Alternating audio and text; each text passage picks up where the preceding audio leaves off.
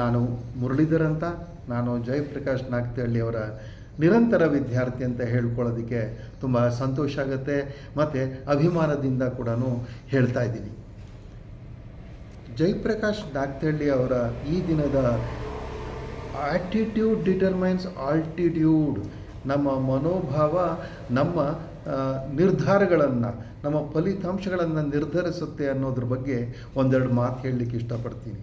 ನಮ್ಮ ಮನೋಭಾವ ಯಾವಾಗಲೂ ಕೂಡ ಶ್ರೀಮಂತವಾಗಿರಬೇಕು.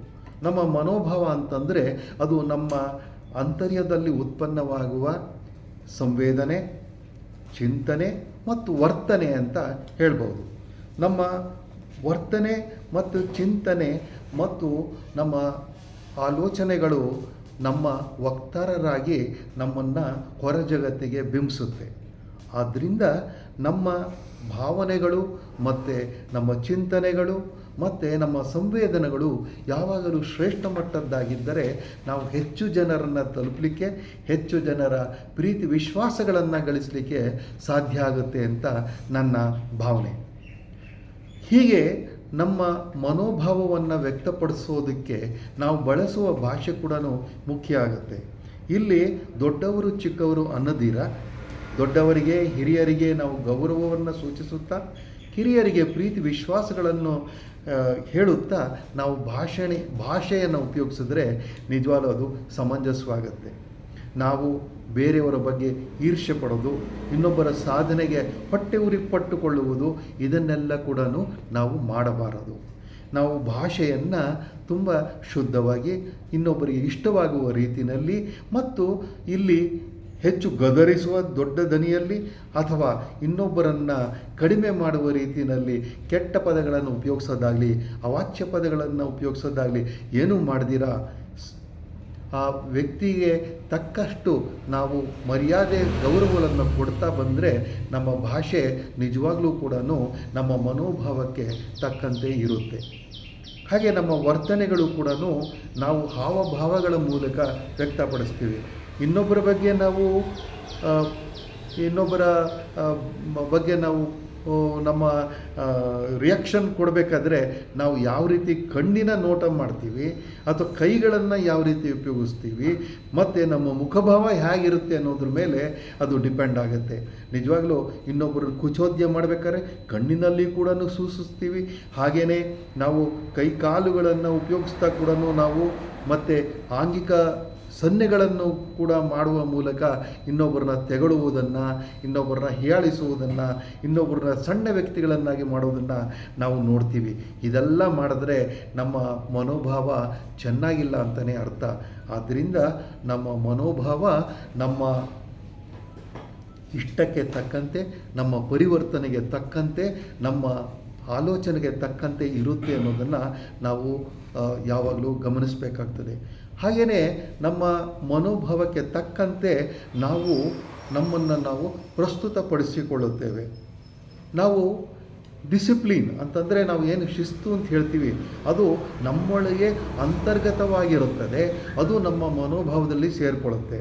ಯಾಕೆ ಅಂತಂದರೆ ನಾವು ದೇವಸ್ಥಾನಕ್ಕೆ ಹೋಗ್ತೀವಿ, ಅಲ್ಲಿ ಹೋದಾಗ ನಾವು ನಮ್ಮ ಪಾದರಕ್ಷೆಗಳನ್ನು ಯಾವ ರೀತಿ ಬಿಡ್ತೀವಿ ಅನ್ನೋದು ತುಂಬ ಮುಖ್ಯ ಆಗ್ತದೆ. ನಾವು ಯಾರಿಗೂ ತೊಂದರೆ ಆಗದ ರೀತಿಯಲ್ಲಿ ನಾವು ನಮ್ಮ ಪಾದರಕ್ಷೆಗಳನ್ನು ಬಿಡೋದು ಮತ್ತು ಪಾದರಕ್ಷೆಗಳನ್ನು ಪುನಃ ನಾವು ವಾಪಸ್ ಪಡೆಯೋದು. ಇಲ್ಲಿ ಏನಾಗ್ತದೆ ಅಂತಂದರೆ ಎಲ್ಲರೂ ಒಂದು ಪಾದರಕ್ಷೆ ಮೇಲೆ ಇನ್ನೊಬ್ಬರದ್ದು ಬಿಟ್ಟೋದು ಮತ್ತು ಇನ್ನೊಬ್ಬರಿಗೆ ತೊಂದರೆ ಆಗೋ ರೀತಿಯಲ್ಲಿ ನಾವು ಪಾದರಕ್ಷೆಗಳನ್ನು ರಕ್ಷಣೆ ಮಾಡ್ಕೊಳ್ಳೋದಿದೆಯಲ್ಲ, ಇದು ಶಿಸ್ತು ಅಂತ ಹೇಳಲ್ಲ, ಇದು ನಮ್ಮ ಮನೋಭಾವವನ್ನು ತೋರಿಸುತ್ತೆ. ಇಲ್ಲಿ ನಾವು ತುಂಬ ಸ್ವಾರ್ಥಿಗಳು ಅನ್ನೋ ವಿಷಯ ಗೊತ್ತಾಗುತ್ತೆ. ಆದ್ದರಿಂದ ನಮ್ಮ ಎಲ್ಲ ವರ್ತನೆಗಳಲ್ಲಿ ಕೂಡ ನಾವು ನಮ್ಮ ಮನೋಭಾವವನ್ನು ವ್ಯಕ್ತಪಡಿಸ್ತಾ ಇರ್ತೀವಿ. ಆದ್ದರಿಂದ ನಮ್ಮ ಮನೋಭಾವ ನಮ್ಮ ದೇಹದ, ನಾವು ವ್ಯಕ್ತಿತ್ವದ ಒಬ್ಬ ವಾರಸುದಾರ ಅಷ್ಟೇ ಅಲ್ಲ, ಮತ್ತು ಬಾತ್ಮೀದಾರ ಕೂಡ ಆಗಿರುತ್ತೆ ಅನ್ನೋದನ್ನು ನಾವು ಅರ್ಥ ಮಾಡ್ಕೋಬೇಕು. ಇದು ನಿರಂತರವಾಗಿ ಮತ್ತು ಎಲ್ಲ ಕಾಲದಲ್ಲಿಯೂ ಕೂಡ ಇದು ಪ್ರಸ್ತುತವಾಗ್ತಿರೋದ್ರಿಂದ ನಾವು ಎಚ್ಚರಿಕೆಯಿಂದ ಹೆಜ್ಜೆಗಳನ್ನು ಇಡ್ತಾ ನಡಿಬೇಕು. ಇಲ್ಲ ನಮ್ಮ ಮನೋಭಾವ ಗಟ್ಟಿಯಾಗಿ ಯಾವಾಗಲೂ ಸಕಾರಾತ್ಮಕವಾಗಿ ಇನ್ನೊಬ್ಬರಿಗೆ ತೊಂದರೆಯಾಗದ ರೀತಿಯಲ್ಲಿ ಇದ್ದೇ ಅಥವಾ ಆ ಆ ದಿಕ್ಕಿನಲ್ಲಿ ನಾವು ಶ್ರಮಪಟ್ಟಿದ್ದೇವೆ ಮತ್ತು ಸಾಧನೆ ಮಾಡಿದ್ದೇವೆ ಅಂತ ಗೊತ್ತಾದ ಮೇಲೆ ನಾವು ನಿರಾತಂಕವಾಗಿ ನಾವು ಸಮಾಜದಲ್ಲಿ ಒಳಿತುಗಳನ್ನು ಮಾಡುತ್ತಾ ಮುಂದೆ ಸಾಗ್ಬೋದು. ಅದಕ್ಕೋಸ್ಕರ ನಮ್ಮ ಮನೋಭಾವ ತುಂಬ ಮುಖ್ಯ ಆಗುತ್ತೆ. ನೀವು ಯಾರನ್ನಾದರೂ ಸ್ವಲ್ಪ ವಯಸ್ಸಾದವ್ರನ್ನ ಮೊಣಕಾಲು ನೋವು ಅನ್ನೋದನ್ನು ಕೇಳಿರ್ತೀವಿ. ನೀವು ಅದು ಮೊಣಕಾಲು ನೋವು ಯಾಕೆ ಆಗ್ತಿದೆ, ಈ ತೊಂದರೆ ಆಗ್ತಿದೆಯಲ್ಲ ಅಂತ ಕೇಳಿದ್ರೆ ಏನು ಮಾಡೋದು, ಏಜ್ ಆಗಿರೋದ್ರಿಂದ ಹಾಗೆ ಅನ್ನೋ ಈ ನೆಗೆಟಿವ್ ಫೀಲಿಂಗ್ನ ಇನ್ನೊಬ್ಬರಿಗೆ ಹಚ್ಚೋದ್ರಿಂದ ಬೇರೆಯವರು ಕೂಡ ಅದನ್ನು ಒಪ್ಕೊಂಡ್ಬಿಡ್ತಾರೆ.